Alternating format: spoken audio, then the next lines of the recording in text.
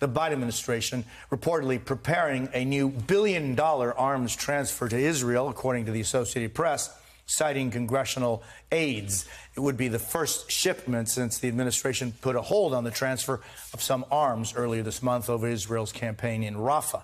Meanwhile, recent movements by Israeli forces in Rafah indicate they could soon expand their operations there, according to two U.S. officials. This comes after President Biden warned against a full-scale military operation in that city. Joining us now, NBC's Raf Sanchez from Tel Aviv. Also with us, retired four-star General Barry McCaffrey, an NBC News military analyst, and PBS's Amnon Nawaz back with us. So, Raf, Prime Minister Netanyahu spoke with CNBC this morning. What did he have to say? So, Jose, the Prime Minister addressed this pretty fundamental disagreement between the United States and Israel over Rafah. As you mentioned, President Biden has made clear the U.S. opposes an all-out Israeli attack on that city, where more than 1 million Palestinian civilians are sheltering. And the president feels strongly enough about that he has so far withheld one shipment of heavy weaponry, including those 2,000-pound bombs, which have caused pretty large-scale civilian casualties in other parts of Gaza. And the Prime Minister was asked by our colleagues at CNBC, how much does American opposition to an invasion of Rafah weigh into your thinking? Take a listen to what he said. I've known him for over 40 years. And, it's been a friendship that is often laced with disagreements. And President Biden said it openly, and I say it openly. But it hasn't blocked the friendship. But at the end, I'm the Prime Minister of Israel. I have to take care of the one and only Jewish state. And I hope to do it as far as we can with agreements, but sometimes we just have to do, even when there is disagreements, we have to do what we have to do to assure the survival of the state of Israel. So the Prime Minister there is saying he hears that American opposition, he factors it in, but ultimately, according to him, he says Israel has no choice but to push ahead into the city of Rafah, where it says 4 remaining Hamas battalions are hiding.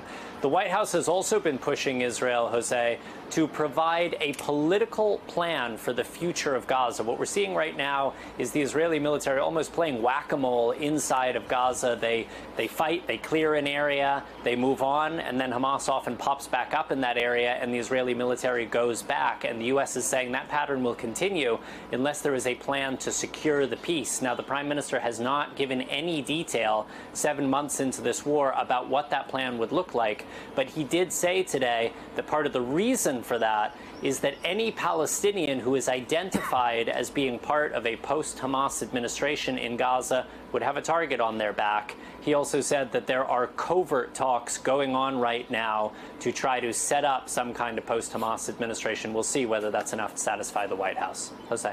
Raf Sanchez in Tel Aviv, thank you so very much. So, General, talk to us a little bit about Rafah, its importance for Israel, and what is it that they feel they need to do there? There are more than 1 million refugees, more than 1 million people who have no other place to go.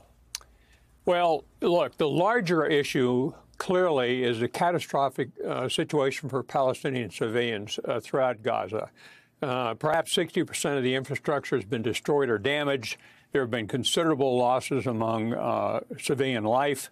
And the other enduring reality of this struggle, as you know, Jose, is that the Israelis have proclaimed and are determined to never again allow Hamas to govern in Rafah. The tactical situation is quite different. It appears that several 100,000 Palestinians have left Rafah.